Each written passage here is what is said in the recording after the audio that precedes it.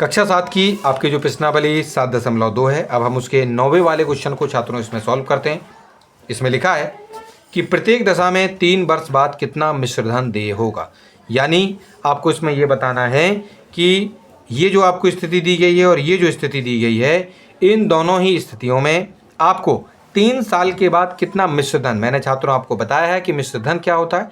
मिश्रधन वो चीज़ होती है, मिश्रधन मतलब अमाउंट, वो चीज़ होती है जो किसी से हमने पैसे, जितने पैसे लिए हैं या जितने पैसे हमने किसी को दिए हैं, वो पैसा जिसे मूलधन कहते हैं, और साथ में जितने वर्ष के लिए या जितने समय के लिए हमने उन पैसों को अपने पास रखा है या किसी और को दिया है, उतने समय के बाद जितना भी ब्याज हमें उस पर प्राप्त होता है, यानी मूलधन यानी प्रिंसिपल और ब्याज यानी इंटरेस्ट, उन दोनों को जोड़कर जो पैसे आपके बनते हैं उसी को हम कहते हैं मिश्रधन यानी अमाउंट।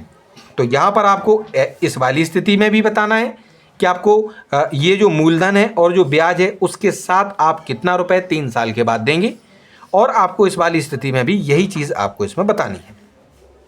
तो मैंने आप सभी को इसमें जो चीज़ें आपको दी गई हैं, ए वाली ये जो आपकी जो है कंडीशन जो है, ये जो दशा है, इसमें आपको बताया गया है कि जो आपका मूलधन है छात्रों वो आपका है 1200 रुपये। तो यहाँ पर छात्रों हमने मूलधन अपना 1200 लिखा, जिसको हम पी बोलते हैं।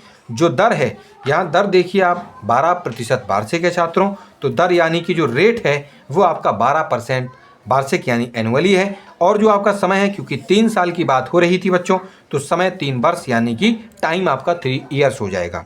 ठीक है जी। चलिए इसके बाद छात्रों हम इस पर निकालेंगे अपना जो साधारण ब्याज है यानी सिंपल इंटरेस्ट। तो हम जानते हैं कि साधारण ब्याज यानी सिंपल इंटरेस्ट का जो फॉर्मूला होता है वो होता है मूलधन गुना समय गुना दर, यानी आपका जो प्रिंसिपल है गुणा में आपका जो टाइम है और गुणा में जो आपका रेट है और बटे में आपके 100। हम इनमें जो चीज़ हमको मालूम है, जैसे मूलधन यानी प्रिंसिपल 1200 था, तो मूलधन के स्थान पर 1200 यानी प्रिंसिपल को लिखा, गुणा लगाएंगे बच्चों, समय हमारा 3 वर्ष था, हमने 3 लिखा, दर हमारा 12% था, हमने उसको लिखा, और बटे में बच्चों 100 है फॉर्मूले में, तो यहाँ पर भी बटे में हम 100 लिख देंगे। उसके बाद 2 जीरो यहाँ थे और 2 जीरो ऊपर थे, तो नीचे ऊपर हमने दोनों ही 2 जीरो को हमने इसमें कट कर दिया है। क्या क्या बचेगा, यहाँ 12 था, गुणा में 3 था और गुणा में 12 था, तो हमने 12 गुणा 3 गुणा 12 अपना लिख दिया। नीचे 1 बचा है, हम उस 1 को नहीं लिखेंगे। बाद में हम क्या करेंगे कि 12 का गुणा 3 में करेंगे तो आपका आएगा 36, और 36 का गुणा जब आप 12 में करेंगे तो यहाँ पर मैं आपको इसमें समझा देता हूँ कि किस प्रकार से आपका जो जवाब है इसमें क्या करेंगे छात्रों। आप ये लिखा हुआ था आपका 12 गुणा 3 गुणा 12, तो आप 12 का गुणा 3 में कीजिए, इन दोनों का गुणा होगा तो आपका 36 आ जाएगा। बाद में आप 36 से गुणा करेंगे, तो इसमें जब आप गुणा करेंगे तो 12 छिंग 72 आपके आ जाएंगे गुणा, और 12 थी यहाँ पर 36 हो जाएंगे, तो ये 2 ये 3 और ये 4, तो यहाँ पर आपका जो जवाब होगा बच्चों वो आ जाएगा 432 यानी 432 रुपये। ये क्या होता है बच्चों, ये था आपका ब्याज, ये आपका ब्याज था बच्चों।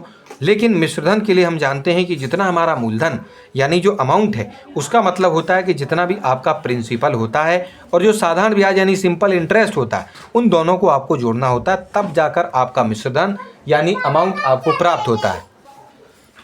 तो इस प्रकार से यहाँ पर बच्चों हम क्या करेंगे, इसको यहाँ पर हम इसमें मूलधन हमारा 1200 था, प्लस लगाएंगे साधारण ब्याज बच्चों सिंपल इंटरेस्ट 432 था, हमने उसको लिख देना है। दोनों को बच्चों जब आप जोड़ेंगे 1200 और 432, यानी कि आप 1200 और 432 को जब जोड़ेंगे तो आपको लिखना होगा 1200 और यहाँ आप लिखेंगे 432। इनको जब आप बच्चों जोड़ दोगे तो आपका जवाब आ जाएगा 1632 यानी 1632 रुपीज़। तो यहाँ पर आपका इतना क्या हो जाएगा बच्चों, पहली वाली ये जो आपकी स्थिति है छात्र, इस वाली स्थिति में आपको 3 वर्ष के बाद जो मिश्रधन देना होगा छात्रों वो इतना देना होगा। ठीक है जी। इसी प्रकार से आपको ये जो दूसरा वाला है क्वेश्चन, इसको भी इसी प्रकार से ही हल करना है। ठीक है जी। चलिए उसके बाद आप 10वां वाला जो क्वेश्चन है उसको हम नेक्स्ट वाली वीडियो में सॉल्व करेंगे।